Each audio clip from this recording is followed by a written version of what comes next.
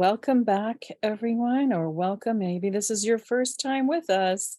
And so Diane Poole Heller, an international recognized speaker, author, and expert in the field of attachment theory and trauma resolution. Her signature approach, DAR-E, Dynamic Attachment Repatterning Experience, provides therapists and individuals with relevant skills and practical exercises that facilitate healing from attachment and trauma wounds. Diane's training programs, books, lectures, and work as a therapist have helped a countless number of people in their healing journey towards experiencing greater intimacy, wholeness, and more fulfilling relationships. As senior faculty for SETI, Diane studied with Dr. Peter Levine and taught somatic experiencing trauma work internationally for over 25 years. She's also the author of 3 books: The Power of Attachment, How to Create Deep and Lasting Intimate Relationships, A Practical Guide to Restoring and Reconnecting with Our Intimate Secure Attachments as Adults, Crash Course on Accident Trauma, and the audiobook, Healing Your Attachment Wounds, How to Create Deep and Lasting Relationships. Her film, Surviving Columbine, aired on CNN and supported community healing after the Columbine high school shootings. I'll make sure to post this and her website in the chat box. Please welcome Diane Poole Heller. Thank you so much for being here with us today. Thank you, Denise. That's such a lovely introduction and orientation to the class today. I really appreciate that. And hi, everybody. It's great to be here. I did do a part 1 in January of this year on secure attachment, avoidant attachment, and ambivalent attachment. And today we're going to be focusing on disorganized, which includes some of those dynamics as well. And just so you know, I do have a free attachment quiz for you, your partners, your clients, your friends, whatever, whoever would want to use it on our website. You can get to our website either through my name, DianePooleHeller.com, or through traumasolutions.com. It goes the same place. And there's an attachment quiz there if you'd like to get a little bit of a scenario. It's kind of a point of exploration attachment quiz to be curious about where you might fall in the attachment scenario, different styles. And the best way to take that quiz is to think about one relationship at a time, because we have different dynamics with different people, obviously. And then also maybe when you're not having your best day, you're like either tired or a little sick, or you'll find then a little bit more how you answer the questions will take you to your more default attachment style that happens a lot of times when we're stressed. Attachment styles, you can have a mix of them.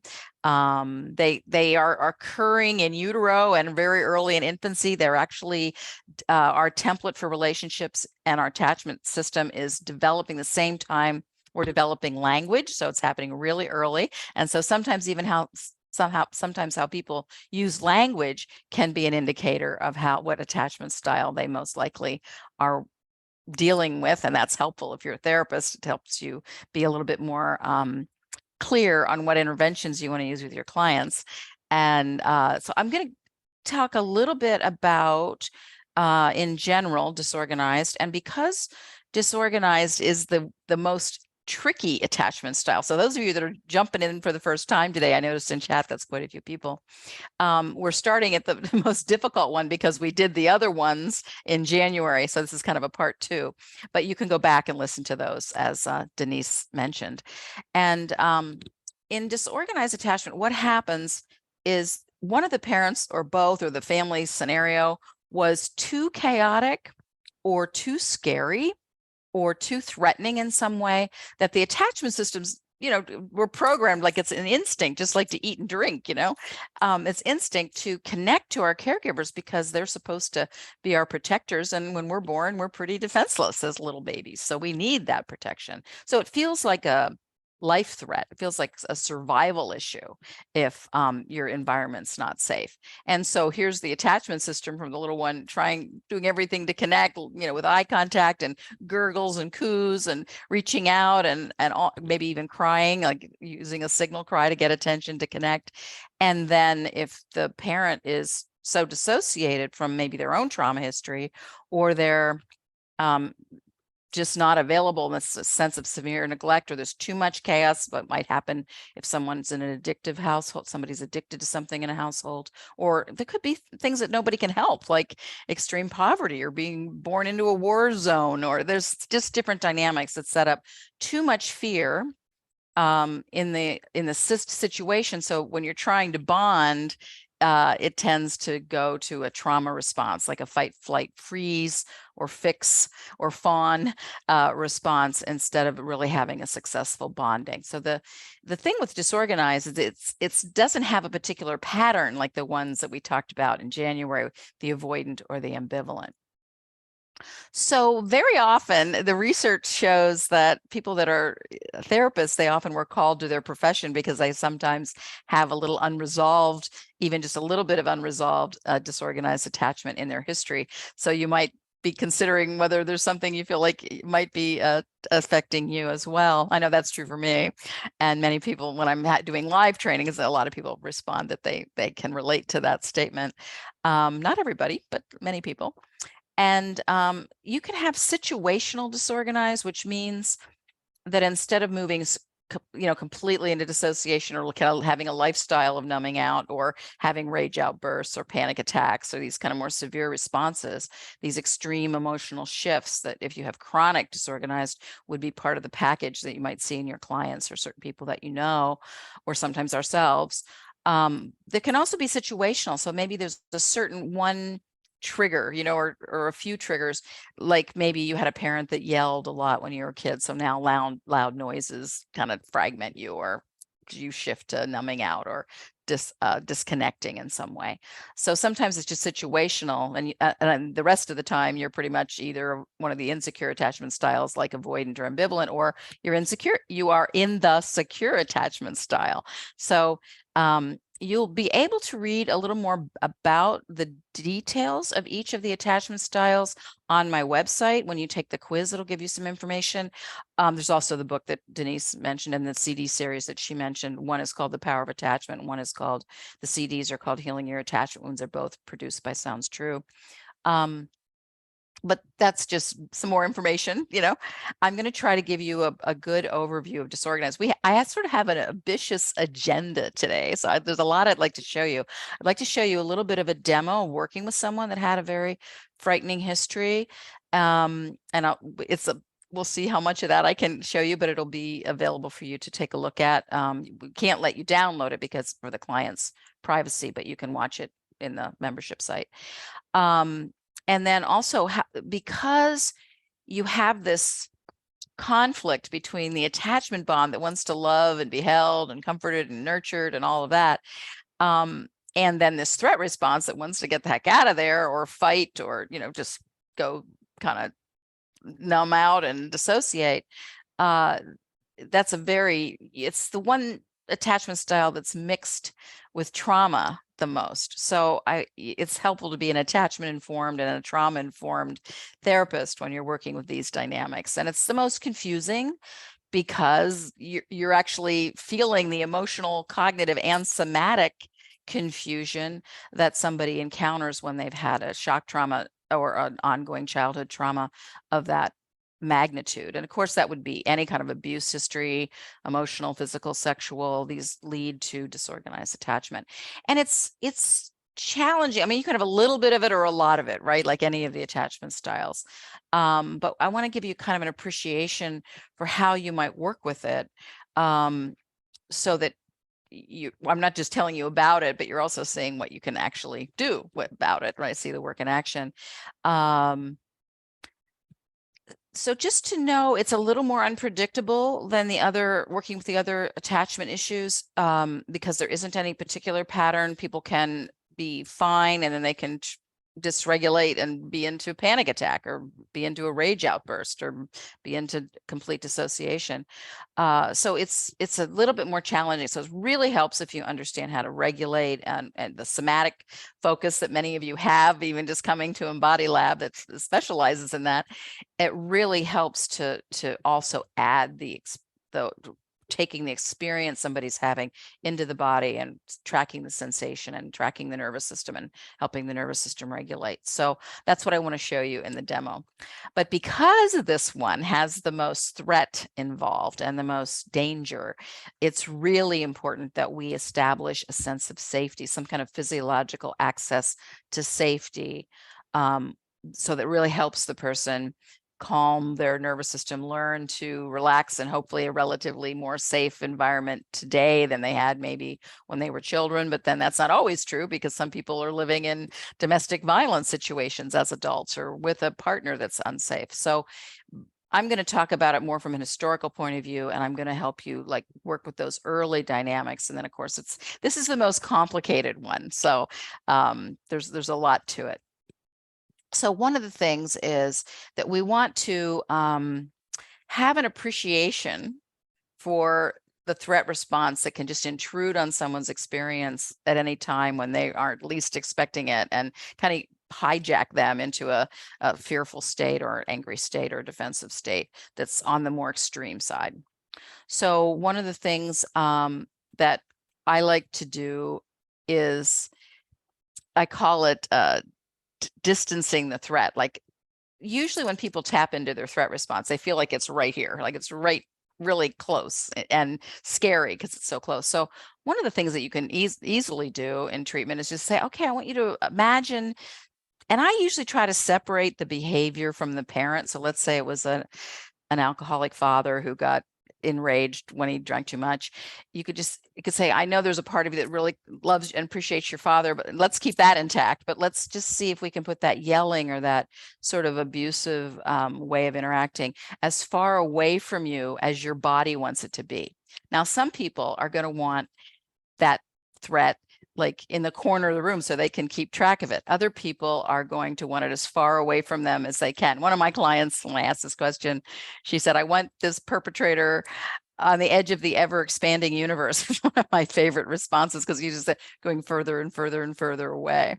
So, but as you distance the threat and you kind of freeze frame it there, that's a really important part. Like just let them imagine the threatening behavior in a big block of ice or an old-fashioned English telephone booth. And I'm sure they don't have any more with cell phones, but something that they're muting they can't hear the voice, it's muted.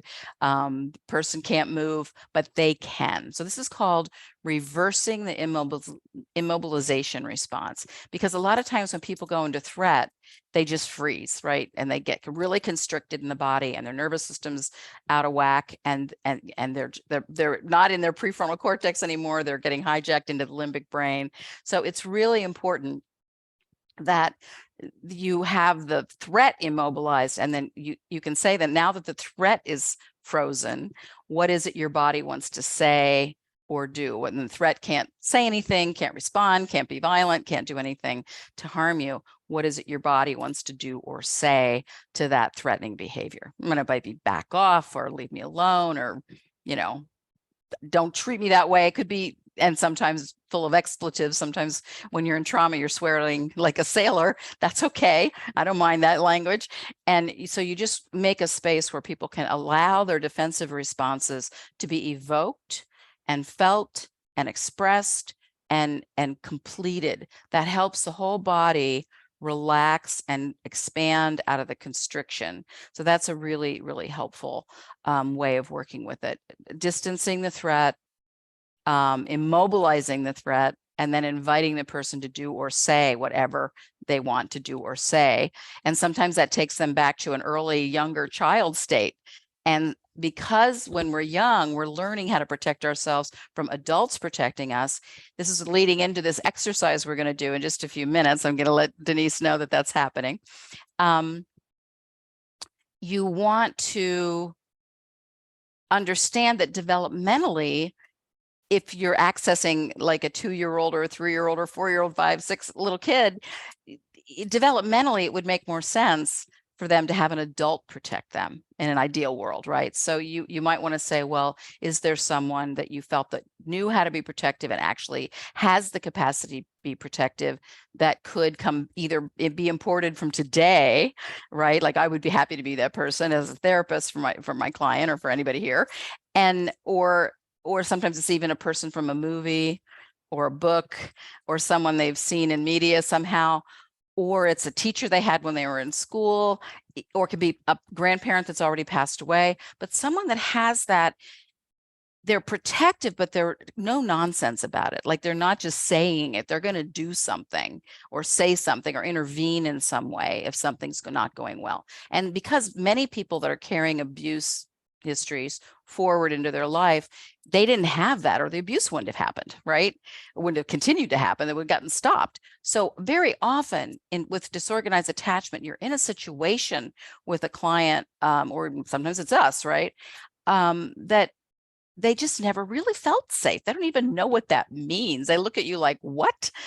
So we need to help their physiology connect with some element of safety and to actually embody it and to feel it. And that starts to shift their experience. And of course, we always need our threat response when we're actually in danger.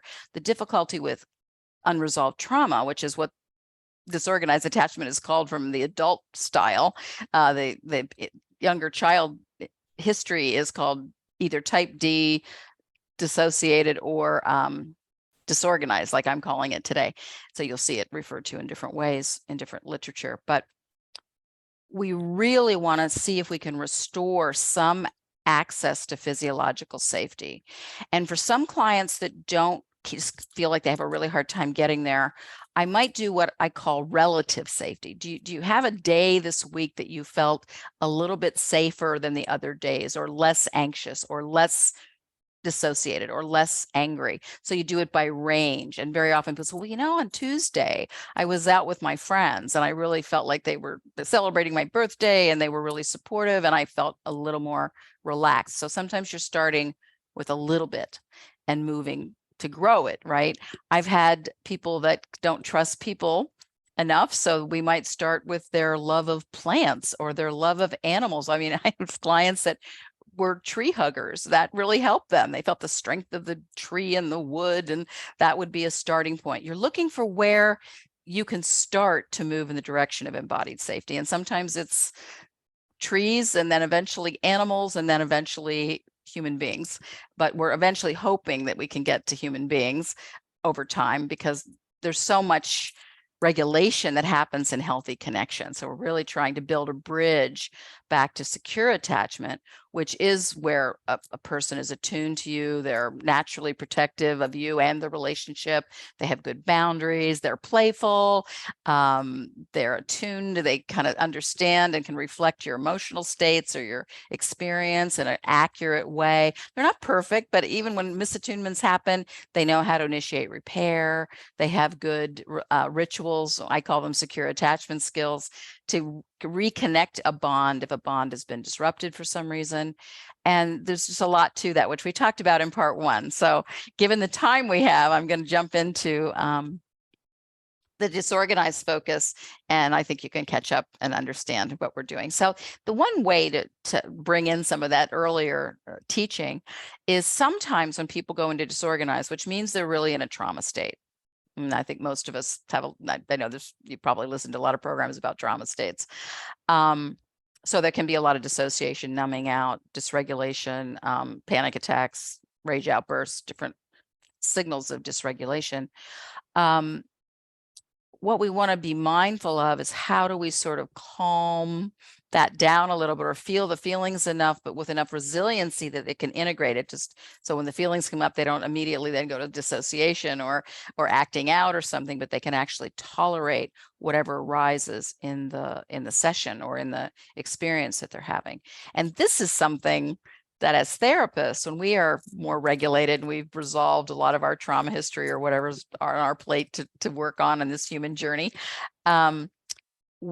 we can create a container for whatever arises and be a regulating influence as these difficult things are arising. And that's a really wonderful gift that many of you have, and you're contributing in your practices, or you're this person in your family, you know how to like calm things down and help things move in a restorative and healthy way. So I want to just give you some more information and some ideas of what might be helpful. So the first thing we talked about was the distancing threat, then the reversing immobilization, like freezing the threat wherever that distance that the body wants it to be. It's more of a body question than a mental question. And then remember to separating the behavior from the parent or from the perpetrator, whatever that situation was. And then being able to ask for what does your body want to do or say to that affront, that offensive behavior.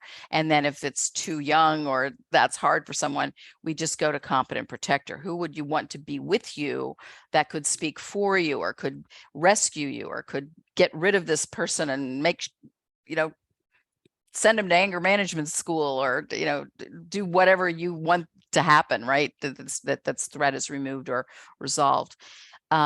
So I'd like to do the breakout room exercise on what I call installing a competent protector. This is somebody that is going to take action or say whatever it needs to say.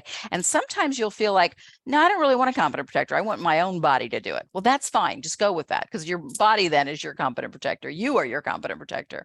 But sometimes it's really helpful to identify and really embody the experience of having someone who knows how to be protective. So there's a couple ways you can access that information for yourself. And I want to give you some different examples. I might not give all of these examples when I'm in a session with somebody because it's a lot, but I want to give you kind of like part one, part two of things I might say depending on the situation. So you have all that in your toolbox, and you can choose in the breakout room which ones you want to focus on or what you feel is most useful to the person you're doing the exercise with. So one person will be in the kind of client role or the one receiving the invitation to find a competent protector. And then the other one will be sort of facilitating that to help them discover a competent protector and perhaps a physiological sense of safety that might go with that, we hope, in an ideal scenario, or over time that'll happen. So first of all, you can look for anybody in your history that had that capacity. Like for me, I grew up with violence, and that was scary on a very scary level. So, I didn't feel particularly protected. I had one parent that was really, I think, dissociated when they were violent, didn't even know they were doing it probably, but still I had to live with it as a kid. And then the other parent just sort of would disappear, I think had a protective instinct, but didn't know how to handle the situation. So would just leave, which was definitely not helpful. So I remember, now you can have a competent protector experience in a few seconds sometimes. My mother took me, I grew up in leg braces, so I couldn't walk right. And so she drove me like 4 hours to this osteopath that was this incredible healer. And one time when the first time he worked on me, he put his hands on my body, and he must have been able to feel I wasn't acting out or anything, but he could feel all the arousal in my body from the fear I'd been experiencing at home. And he said to my mother in front of me, he said, "You have to stop hitting this kid." And I was, oh my God, she's going to kill him. I mean, that was my experience. But she looked at him and went, oh. And she had this high regard for doctors, and she was, oh, okay. And she took it in like she was really being confronted in a way that was actually helpful.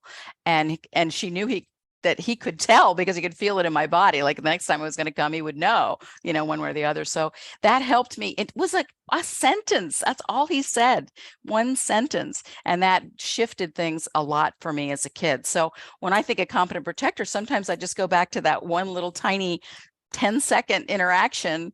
And that helps me a lot, to feel like, wow, somebody had my back. He literally was holding my back, but he had my back in another way. So it doesn't have to always be complicated or even a long-term relationship.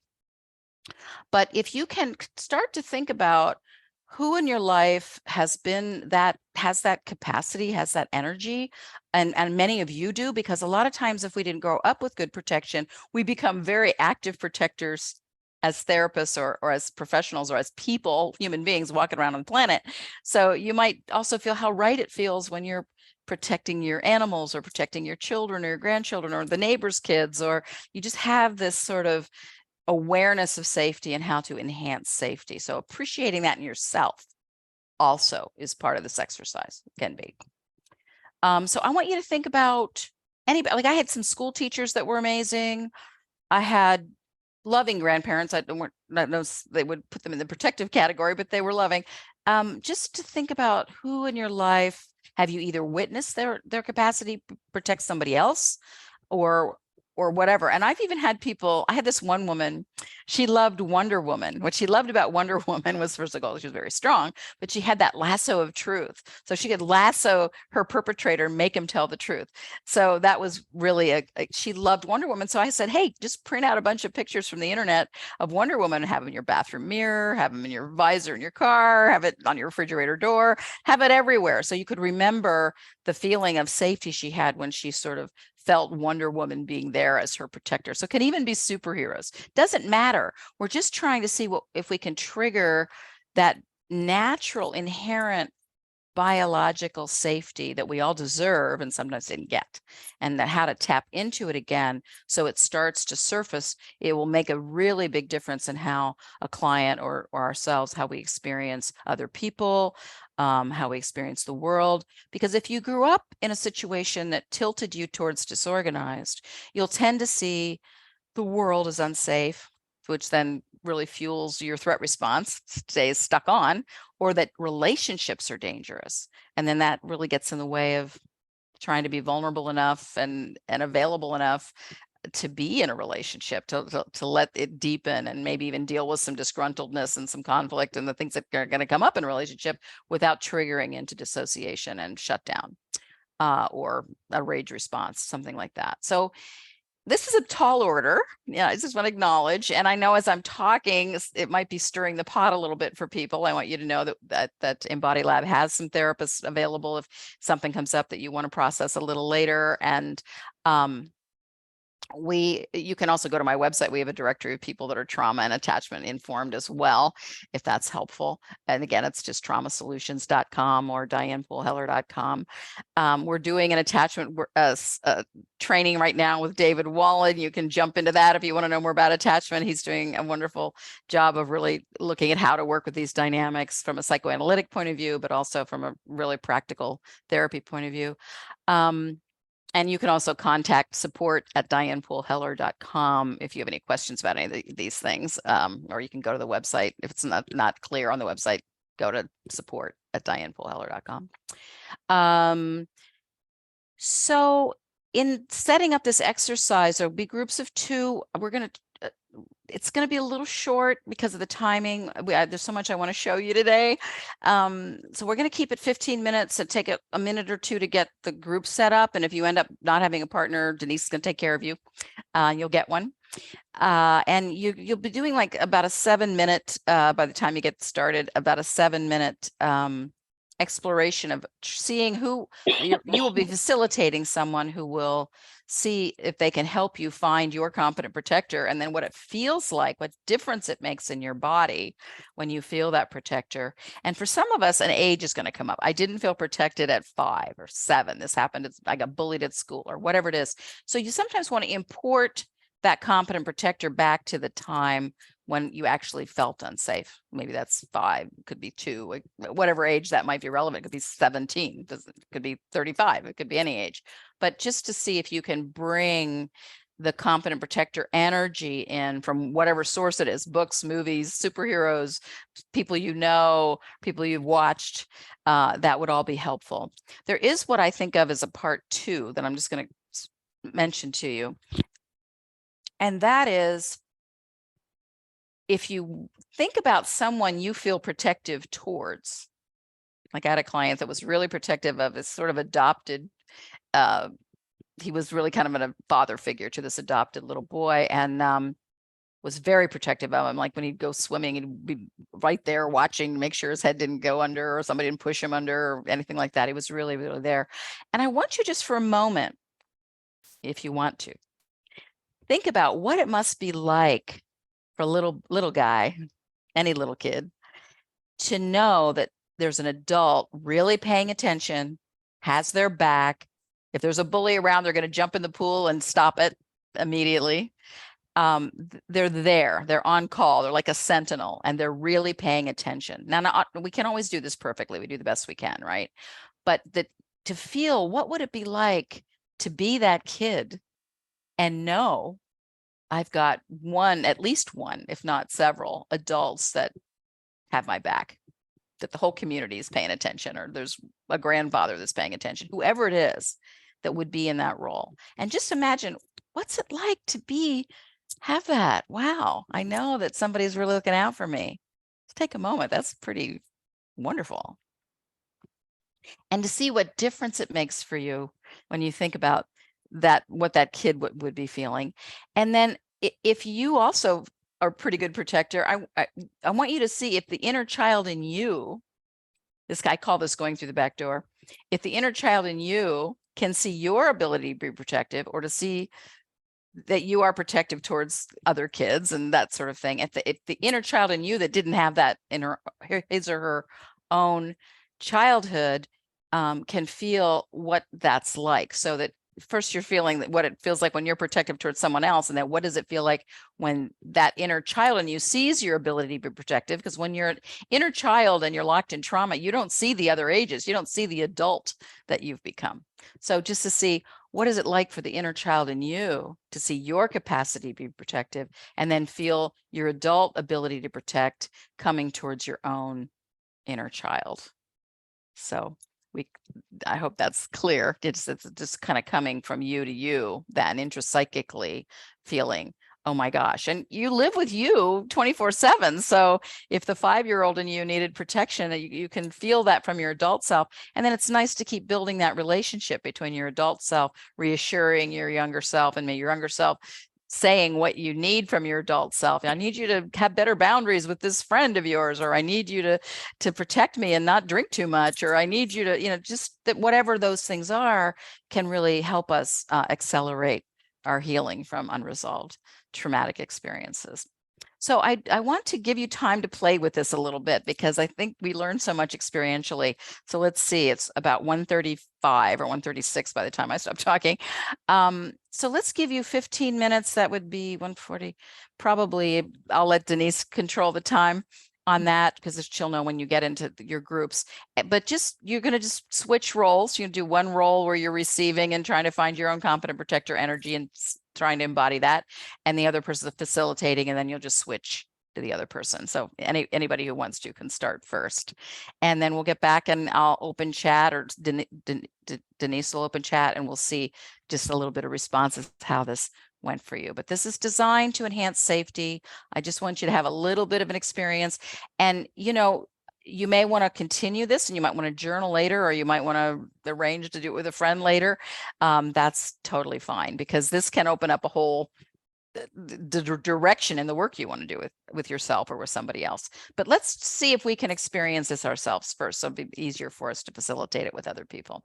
All right, I'll let you break out into that and enjoy yourselves. And if you want to pass, you can just journal. That's totally fine. If you don't want to be in the group to do that, the dyad, but if you want to, it's an opportunity to experience this if it feels right to you today. And I'll see you back here in about 15 minutes. Diane, there's one clarifying question here. Sure. Dustine is asking, is there a way to help to get the self fully in body to experience this? Yeah. So like when you feel the presence of your competent protector, what do you notice happening in your body? And then is there anything you want them to do or say for you? And maybe you want them to, beat up the perpetrator. It doesn't matter. You're not going to hurt anybody. This is an imagination, like watching a movie of what you want your competent protector to do. And then as the person's describing that, you can say, and what do you notice in your body when you really see somebody defend you? And maybe they're even doing it, in a very strong and aggressive way, or they're doing it just by ushering calmly this person out of the room, that they're rescuing you, or they're taking you away from the situation. What happens in your body when you see that happen? So just continuing to refer when you have that feeling, what do you notice happening in your body? You're kind of building this bridge to sensation. And when we have a deep embodied experience, it really facilitates the healing. So I think making those bridge comments, and then I also use a pretty standard intervention where I say, what difference does it make in your experience right now? Because we heal in the now, even though we're accessing the past, the healing's happening now. Like, what difference does it make when you have a protective person with you in that scary situation where you were alone originally? Or how is it when you're with me? Because even in the dyads, you're not alone, right? How is it when you're with another person and you're sharing this, but you're not alone? You're talking to me, the other person in the and I'm happy to be the third person and the imaginary third person in each of these groups. So you can take my presence in as well.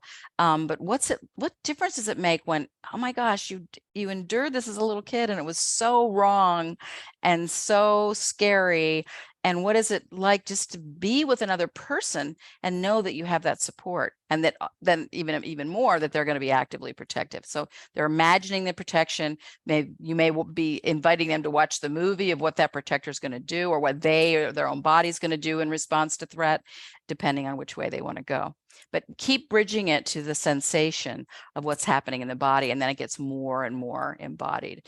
Another thing you can add if you want is, as you feel this protection happening, do you feel more or less safe, or more or less relief? Relief is a really valid response too. So we're trying to really work with regulating the nervous system and feeling the relief, and then also hopefully having at least a beginning sense of relative safety.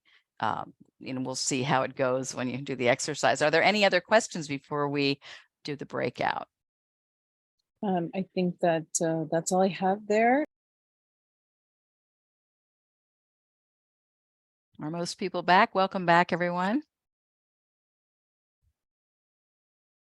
We're going to just, if you want to respond with a few words, how this exercise was for you, facilitating it or receiving it, you can check that out in chat, or just mention something in chat. I'll just check in real quick to see.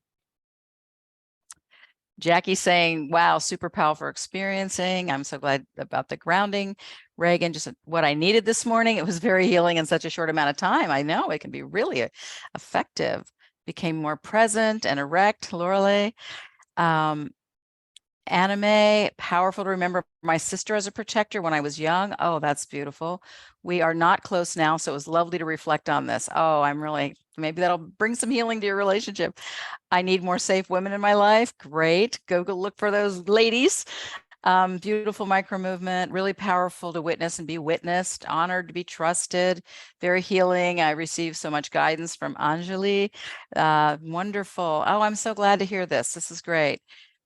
They didn't hear the prompt to switch roles, so they didn't, but that's great. Maybe you can practice it a little bit later. Wonderful that you had good experiences. I'm very, very happy to hear that. Oh, you lost your partner when your phone overheated. Oh, I'm sorry about that, Phyllis. That's a bummer. Oh dear, those phones, sometimes they work most of the time, but not always. Okay, well, we're going to continue. We'll do Q&A. I know some of you have had questions, and Denise, you can just send me the people that have their hands up, or now there's one in. Yeah, there's one in the Q&A box here. Okay, I can start with that if you want me to while you're looking for hands. Sure, yeah, then no hands up yet, but as soon as they come, we'll ask. Okay, so Lorelei is saying, how does disorganized attachment affect the way we are able to receive love, money, clients, etc.? I find that when I act out or dissociate, my nervous system becomes overloaded. That's one of the things that contributes to those states of dissociation or acting out. And I start sending things out. I don't know what exactly that means, but maybe just energy. You can clarify that if you want. Yeah, disorganized attachment, remember, it doesn't have a particular sequence, but we tend to feel the world is dangerous. We tend to feel not trusting in our relationships because we had too much danger or chaos in our original attachment situation. So as we heal it, that allows us to feel safe enough to be vulnerable and authentic and not hide our feelings, because we feel like if we don't hide our anger or our responses, that somehow we'll become a target to the person that originally hurt us. It definitely can impact receiving love. Sometimes what happens, I've had clients that, I had this one client, very, very healthy woman, had done a million things for personal growth, very mature person. Was in the field of medicine. So was, helping a lot of other people. And she got engaged, and she knew she was engaged to a really secure guy, a really good guy, safe guy, but she had an unsafe history. And when they hit a certain level of intimacy, then that triggered her threat response. And for her, she would get flooded and fragmented. And she knew it wasn't about, she was aware enough that she goes, this is not about my partner. This is about me. Because often when that happens, we project it on the other person. We think they're doing something, or we imagine they're doing something that's dangerous, sometimes even when they're not. And so, yes, that was getting in the way of her feeling relaxed about her wedding and being able to receive love from this wonderful man she'd met. And then as we did the session and helped her straighten out that and resolve, access her defensive responses and complete them with her original situation, which she had a mother who suffered from bipolar disorder. And then, we worked with that, and she was able to really relax and take in the love. But sometimes a certain level of intimacy hits, and then that's what triggers our history of relationships feeling dangerous. And in terms of clients, I don't know exactly what you mean about receive clients. I think if we have unresolved trauma ourselves, it's going to limit how we can be present to different dark places that our clients need to go to and feel and move through and integrate. The more work, I just feel like in a way, having the profession of as a therapist or someone who facilitates people like coaches or facilitates people through this kind of territory, it just helps so much to have your own support, your own peer group that you rely on, colleagues, or you do your own therapy. I think, we're getting so much input from so many clients, so much activation injections in a way from different client situations, that the more we can learn how to regulate ourselves and learn how to get support that we need, really helps us be present in a way that's very healing for our clients. So it could have a financial connection. I mean, sometimes that's literal, like one parent was a gambler and wasn't financially responsible, or somebody else was so frugal they never allowed any abundance to happen, or a feeling of generosity. So just depending on what's tied into that, you might be reacting by doing the same or doing the opposite, or having a lot of sensitivity around certain ways money is handled. So it is so helpful to really understand how to regulate our nervous systems. And this exercise you just did is very regulating. Many of you felt like, oh, I feel so much better. It is helping your nervous system release the stress energy that might be left over from something that felt unsafe or unfinished. And that's regulating to the nervous system and helps us find our ground and helps us feel like we're more connected to our bodies and more available to whatever emotional states are there. What happens in disorganized attachment or any unresolved trauma is we have to kind of look to what was okay in our particular family. Like some families, it's okay to be angry. It's okay to have conflict. They work it out. It's a safe way to manage high intensity in that particular family. Another family might, be okay with that, but then they have a problem with the expansiveness of joy or the aliveness or vitality of kids. So depending on what your family was okay with, that'll be what you're mostly okay with and what was able to be part of your personality or part of your landscape as a human walking around. But what wasn't okay, like in our family, my mother was angry, but none of the rest of us were allowed to be angry. Then you tend to disown it. And so part of the job of working through disorganized attachment, unresolved trauma is re-owning our disowned states or experiences, because we want to be able to be a whole human being and have a whole embodied experience, and in a way that's regulated so it's not hurtful to us or hurtful to other people.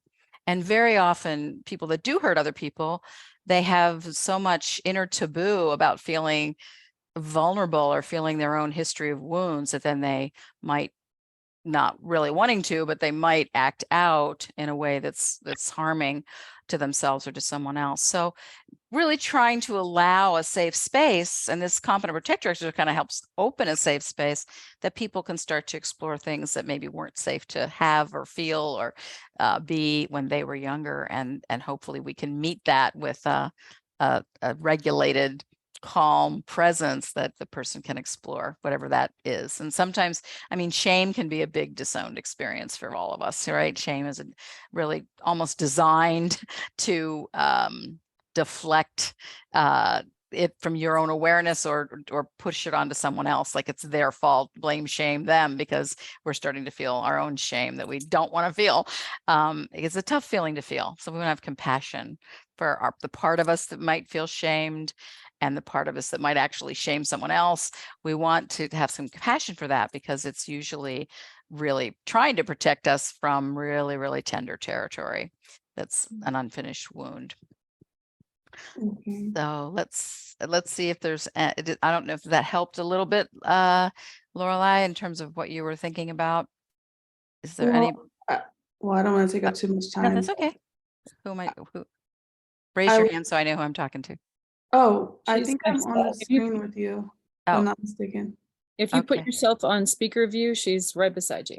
Okay, sorry, I was on the wrong thing here. Oh. There we go, speaker. There we go. There you are. I thought that was you. Hi there. Yeah, so I feel like a somatic resistance when it comes to when I'm increasing my capacity to hold more in my business, for example, and I know Mhm. it's my disorganized attachment. So like with my partner, I can be like vulnerable because I feel Oh, safe in that space. But when it comes good. to me expanding in my business, like when I was at my highest, I sabotaged it. And I'm not trying to do that this time. So Right. I find that like I have a master class I'm teaching on Wednesday, and I find that I'm starting to become overloaded in a way. Mm. And so I notice my tendency to want to shop or to want to send out money or to want I to, see. self-soothe in some way. And I'm trying to recall my energy back to my present experience. And yet I'm still experiencing a sense of fogginess. Mm-hmm. And Let me ask you a question, if this is okay. You answer, of you let me know course, if it's okay. But can you remember a time when you taught and it was kind of relaxed and you had a good time, and the audience was receptive and you felt like they got it? And yes. yeah, just see if you can remember that, whenever that was. And you can say something about it if you want to or not, but just bring that into your experience right now. Okay. And I see this big, lovely smile on your face, like a Cheshire cat, just feeling the whole body smile, really, Mhm. and kind of laughing. And just, what are you noticing in your body right now when you tap into that resiliency that you had when you were in your business and doing something you loved and it went well and people were responsive and you felt good about it? Just take a moment to check that out. I feel ease, competence, Yeah, joy, excitement. yeah, beautiful, beautiful. So sometimes just looking for the contradictory experience to the difficult thing we're changing with, it will bring in resilience. It'll support. It doesn't mean that you might still not have some, anxiety when you're going to do your class, but just to notice that it's a kind of a question away to access that resiliency, and then that resiliency might give you the support to feel whatever that anxiety is about. Like, did I get a message when I was a kid that if I didn't excel, I was not valued? Or did I, if I didn't handle money a certain way, I wasn't okay? Or usually it'll tie to something. Or when's the first time in my life I felt this way? Maybe it was when you were 5 and you were asked to do a show and tell in kindergarten. I don't know. It'll go to something, because anytime we have a pretty strong reaction, usually it's tapping in. It's good information, actually, but it can be uncomfortable in the process. It's like, what's underneath that? Like, where does that go to? Mhm. And then also, when's a time that I might access for resilience or resourcing a contradictory experience? We're trying to get you to move to the contradictory experience of excitement and competence and fun and all the other words that you said, right? Okay, and is that what you're referring to in the last class when you said like the more anxious style tends to kind of seek out The anxious style will tend to, it's like we all make meaning, right? Our brain's making meaning like all the time of whatever's happening. And sometimes it's making meaning that's helpful, and sometimes it's misinterpreting in a way that's hurtful.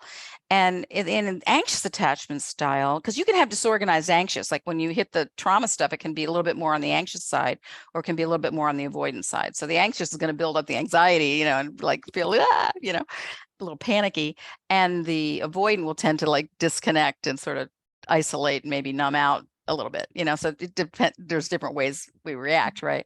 But in the anxious, the one of the challenges that for some people with anxious attachment, they'll tend to be very aware of social cues, but they tend to interpret them negatively, which often is not accurate. Like this, oh, that person didn't smile, they don't like me. They immediately go to a rejecting internal dialogue. And that comes, that's built. It's not they're intentionally doing that. It's like a knee-jerk reaction.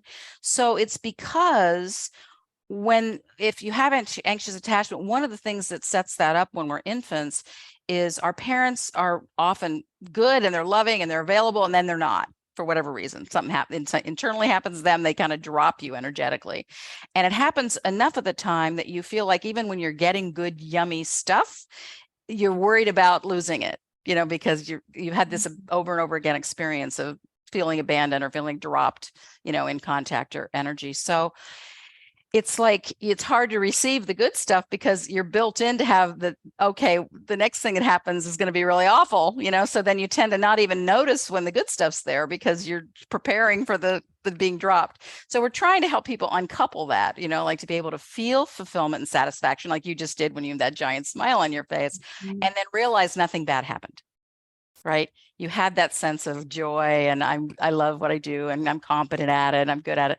And then nothing bad happened, right? We're just still here talking about it and nothing bad happened. So we're trying to help that experience get embodied that, oh, I can have my skill, or for some people it's connection with my partner. You've got that already. I can have my skill, I can give my gift, I can make my contribution, I can teach my stuff, right? And it's fine. Nothing bad.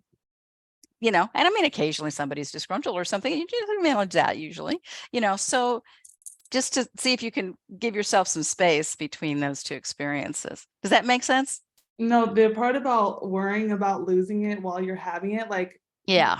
the most money or the most love, and then Right. immediately that edge of like, I'm going to lose it. And that's the core wound of the anxious attachment style, in my opinion, is that constant, I have all this stuff and then it's going to go, So then all this behavior comes up, like a extreme need for reassurance, sometimes clinginess in relationship. But to have compassion for that, because it comes from actual lived experience of having something really yummy and then it dropping out, and probably for no fault of your own, just the parents' issues or somebody's stuff that wasn't resolved. So we're just trying to help you experience that, yeah, you can have something and feel the satisfaction and fulfillment and you're not being abandoned, right? It's fine. You're okay. It's like pulling those two things apart. So somatically, just to wrap this up, I don't want to take too much time, but like somatically, when that happens and you're feeling that I'm going to lose it. The expansion, just to look around and go, there's nothing, check it out. Like, your partner, are you leaving? I have this fear, or, I'm okay with making a little more money or expanding my business. I feel it, I can do it. Maybe have some colleagues that tell you that the value of it, or just somebody that can kind of help you, but also to notice it's an internal dynamic. And sometimes you can just go, oh, here I go again. I'm expanding. And now I'm doomsday, I got this doomsday dread thing going on, and just notice the pattern. Oh yeah, there goes again. That's that pattern. Sometimes just taking a step back and observing the pattern will give you enough distance from it that it won't have so much power. It won't like just usurp you from your goal or your teaching or your expansion. And sometimes expansion is sort of like 2 steps forward, 1 step back, because as you expand, and you feel more love or more energy or more abundance or more generosity, any of those yummy states, it's going to eventually bump into some constricting experience when you were younger. And then you just have to say, okay, I'm in the pit stop now. And I just need to kind of be with this sadness or grief or anger or defeat or whatever it is. And I just have to hang in there with it, or maybe get support to hang in there with it. And then you'll notice your ability to expand out again will happen. But none of us, I don't think, it's never been my experience, that you just expand, expand, expand without anything coming up, because you're dissolving your ego structure when you expand, especially if you're doing it with love. You're dissolving all of, not the good stuff like knowing how to do math and drive your car, but functional stuff, but you're dissolving the defensive ego structure that's set up against wound. And it's predictable. The more you go into love, eventually you're going to hit something like fear or hate or something that's crushing, but if you know that's going to happen, you go, okay, I'm in that part now, it doesn't throw you off quite so much. You're saying our somatic experience just to hold that sensation and our ability to hold it. Well, I like you'll see me do. I always try to build resiliency before I ask someone to stay with a painful state, because if you don't have the resource, like we're doing the Confident Protector, or for you, the last time you taught and it was really fun, it's harder to just nosedive. They used to have this idea in therapy back when I was studying, now a long time ago, no pain, no gain. I don't agree with that. I think you need to have support, and you have even that sense of safety restored. And then it's much easier to go into wound or grief or whatever. You have some kind of internal embodied support. And I think that's just less suffering. It's less unnecessary suffering. I mean, there's a lot of necessary suffering in our lives, but there's a lot of unnecessary suffering. And I'm sort of against, or at least trying to ameliorate the unnecessary suffering. So one of the ways is to make sure you up somebody's resiliency before you invite them into unresolved trauma. Thank you so much. You're welcome. Great to talk to you. Good luck with your masterclass. Good for you. There's one other person who had their hand up, Anjali did, and it looks like it's gone down. I'm not sure. She was waiting quite a while, so I'm not sure if we lost her. If Anjali, if you still wanted to ask your question, please put your hand up again. In the meantime, there is one more question in the chat. I see that from Shar. Yes. The great question, Shar. All these questions are great, by the way. I appreciate them. What if the protector comes out too strongly and ends up threatening the relationship or striking out at it? It is striking out at it. Well, first of all, you're working in imagination, so you're not going to hurt anybody. So just remind yourself, remind your client of that. I'm inviting you to have whatever response your protector wants to have, or you want to have against this offense that's coming at you.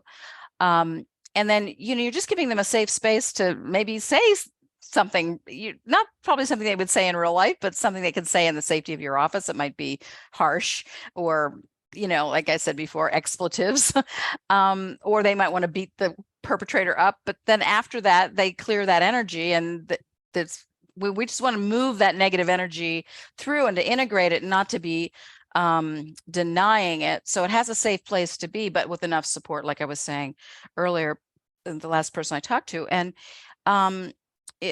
usually the protector energy is going to come to the degree of what the offense was normally, unless there's just been a buildup from a lot of different people, like being bullied at school, and then maybe a boss in your job work that's very disrespectful, and it just builds and builds and builds. Sometimes you have a really strong reaction to somebody that is like the last one of that line of offenses. But the therapist can kind of help guide the protective energy. I know what you mean, though, because I had a client who had a very, very scary car accident that I never mentioned to him, but really the way he described the accident, it was actually his fault, but he was very angry at the other driver that he hit. It's just the way he internalized it. And every single session, for like 3 or 4 sessions in a row, he wanted to kill this person. He wanted to do all these really horrific things to this person. I won't say what they are because it's activating. And I was like, this isn't go. So I finally said to him, I said, all right, do you feel like going into all these threatening, awfully aggressive, anger responses to this person is integrating or disintegrating? And he was able to say, well, it's not integrating. And I'm like, okay, so here's the deal. I think that anger is the secondary emotion. I think there's an emotion underneath the anger that the anger is protecting you from. And, for some people that might be fear, it might be vulnerability, it might be something else, shame, it could be all sorts of different things. And when I said fear, he was this, I live in Colorado, and he's this really, at that time, super duper macho cowboy, Marlboro man energy. He had a ranch. I mean, he did cattle and all this stuff. And when I said fear, he was just very offended that I would even suggest that he was fear. I don't do fear. And I'm like, okay. And I'm thinking that's probably it, but we'll see where it goes.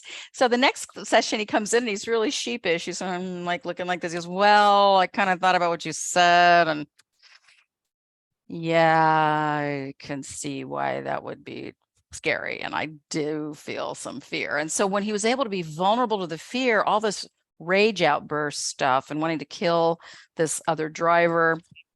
I mean, he didn't even know the guy's name. They had this accident and they went their separate ways. But fortunately, the guy wasn't in danger. He was really, really, really, I'd never felt that much rage in a session. And I've been doing trauma work for a long time. So that just evaporated as soon as he was able to feel the fear. So sometimes there's a secondary emotion that's blocking the more real or deeper emotion. And the anger is trying to protect it. And sometimes dissociation is trying to protect it. Sometimes numbing out is trying to protect the first primary emotion. Someone described, I was listening to an audio book, and they were describing this dynamic as sort of having ice on top of a lake. And like you do everything you can do not to fall through the ice if you're ice skating, right? But eventually, in terms of emotional work, we need to be able to let the ice melt and allow what's underneath it to be felt and experienced, because that's a deeper level of healing and it's not a reaction. It's actually the original experience. So I think that was a nice way to sort of think about it a little bit. We have like 2 minutes left, but I just wanted to see if there's anybody else that has oh, there you go. Hi. Hi, Dr. Diane. And how do I say your beautiful name? Anjali? Yeah, perfect. Oh my gosh, I got it right. I'm so happy. Well, welcome, Anjali. Thank you.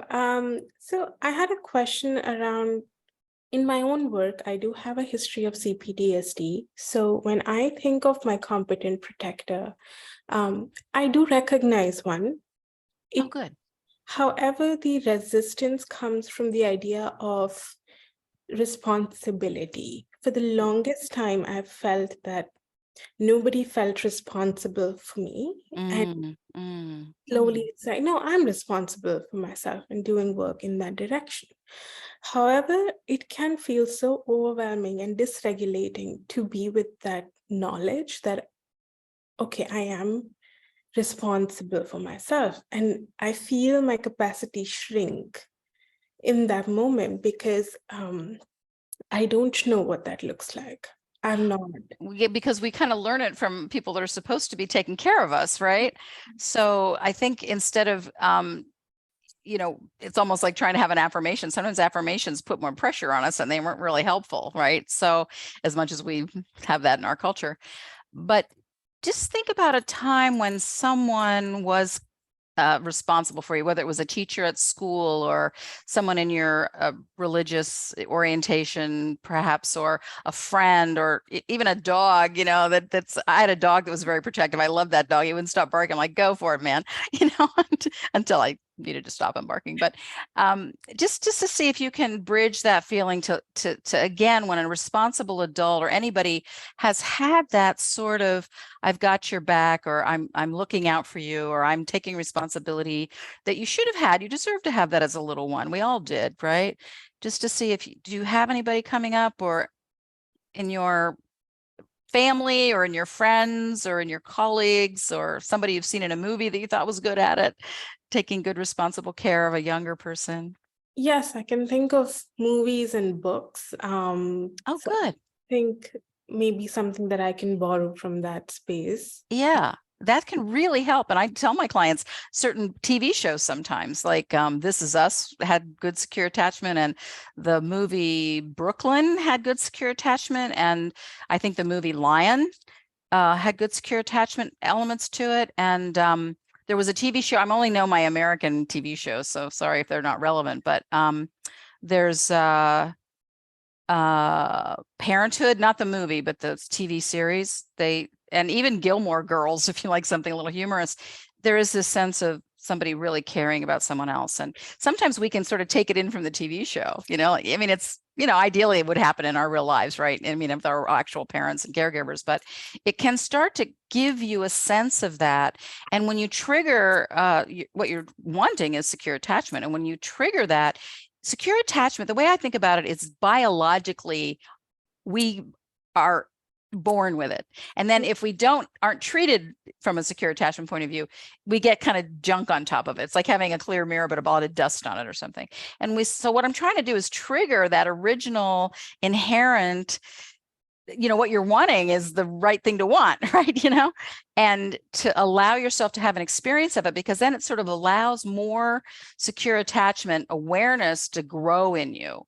And it's not denying that you didn't have the ideal scenario when you were younger and it was probably very painful. And then we would probably want to do some like work with the wounded child that had to, try to be self-sufficient before she was even remotely ready and was inappropriate developmentally. We'd want to talk with her and maybe, help her take in some of this healing as well, and then build a bridge between your adult self and her. And, there would be a way to move with that. But that's, how does that sit with you just as a?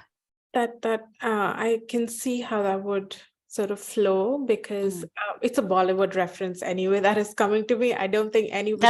That's okay. But it's your reference. I want you to use your reference. That's the most important. Yeah. So I can see, because it's almost like a template, and at the same time something I would desire at that point to have, and that brings a sense of sort of something melting in my chest. I can feel that. Beautiful. Just let that Bollywood, whatever that example is, and you can describe it or not, but just to let that, like, imagine yourself on the receiving end of whatever it is you're liking about it, and just to see, and we know that didn't happen, but to see what difference it makes when you're in the presence of a situation or someone or a group of people, whatever you're seeing, that have the capacity to support being responsible and other elements of secure attachment, just to see what difference it makes. And it will start to help, like that melting. Just give yourself a little time. How is it to allow the melting? That's like melting that ice on the top of the pond I was talking about. Just letting that melting. That's beautiful. Is that in your chest or your heart or your heart? Oh, that's really tender. So give yourself some time with that. How is it just to be with your beautiful heart, and just notice that some of the hurt and maybe some of the constriction is melting. Yeah. Very nice. And then feelings might come up, and that's fine. They're totally wonderful. That's authentic and vulnerable. I understand. So thank you for being brave to experiment with this a little bit. I know it can be a lot. So Thank you. Yeah, just tender time, tender time. It's, even after the call, give yourself some space and maybe want to call a friend. Or how is it just to allow those feelings? Feels good. Yeah, they've been waiting a long time to be felt. Yeah, just let that happen. Doing beautifully, really beautifully, really beautifully. So we're doing little mini demos instead of the other demo. This is even better because it's with you guys. So just appreciating what you've been holding, and that can relax and release just a little bit with your hands sort of supporting your heart, and listening to my voice, and knowing this whole community is here for you right now. Everybody that's with us today, and all having the same goals of healing and support. And how you doing? Take your time. Yeah, that's okay. Yeah, you're able to feel some things that are not so easy to feel. It's very courageous. And maybe even letting your younger self that might have been the wounded one know how you, as the adult, feel that she's being brave, and you appreciate her, and you want to know how she feels and what is she needing right now. If she can even show you that, or tell you that, or what she looks like to you. She's always very scared, but she's okay. She's not curled up. She's opening up. Opening up a little bit. How is it for you to tell her, I see you're scared, and I understand, and I'm here for you? It feels less distant every time I practice it. Oh, good. Because it's been a journey in itself to connect with this little girl. Yes.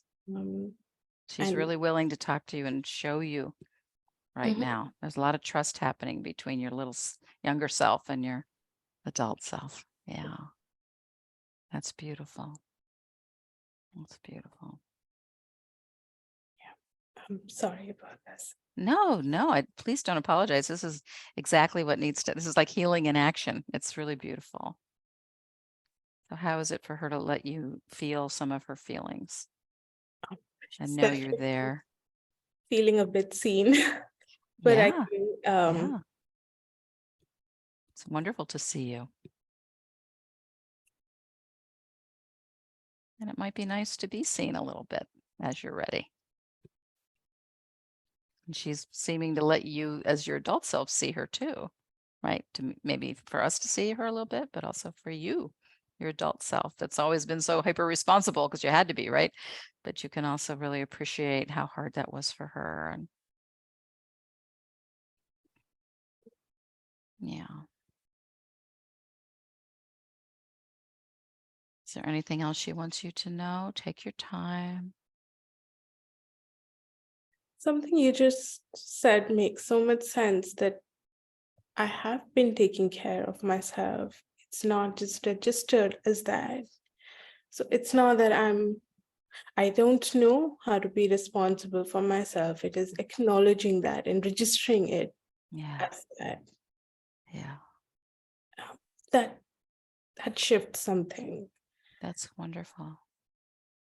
And also, whatever this example was from Bollywood, to really see what it would have been like to have appropriate, attuned care where people were taking care of you at age appropriate ways, right? When you were little. You deserve that. We don't want to ignore that, right?